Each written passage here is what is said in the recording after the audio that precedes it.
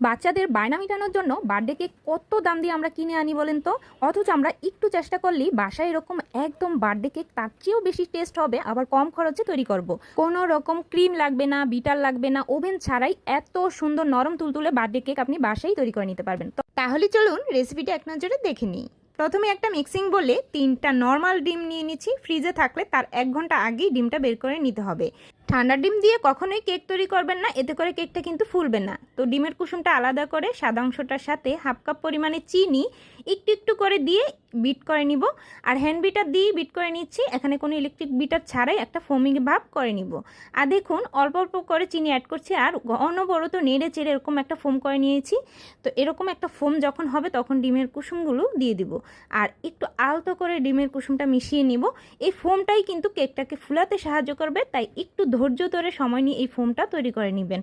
তারপর এই যে স্ক্রিনে লেখা এই উপকরণগুলোকে একসাথে চেলে তারপর আমি এর উপর দিয়ে দিচ্ছি।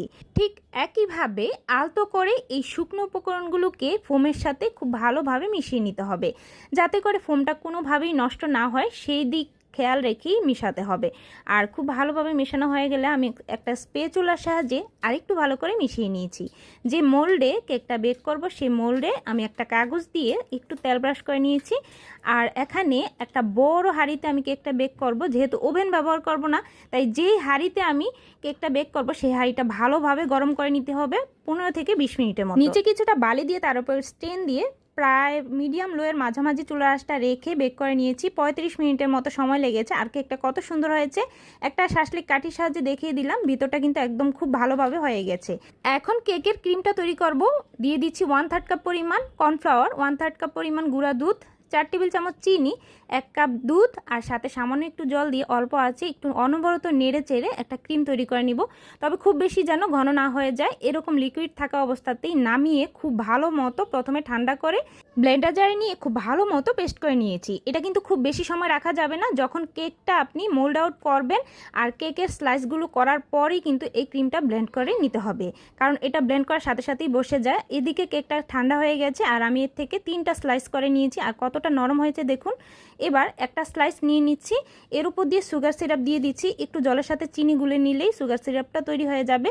তো আমি পুরোটার মধ্যে একটু ভালো করে দিয়ে দিলাম, তারপর ক্রিম দিয়ে একটা লেয়ার করে নিচ্ছি। ঠিক একইভাবে আরেকটা স্লাইস দিয়ে তারপর লেয়ার করে চারপাশটাতে একটু ক্রিম লাগিয়ে দিচ্ছি।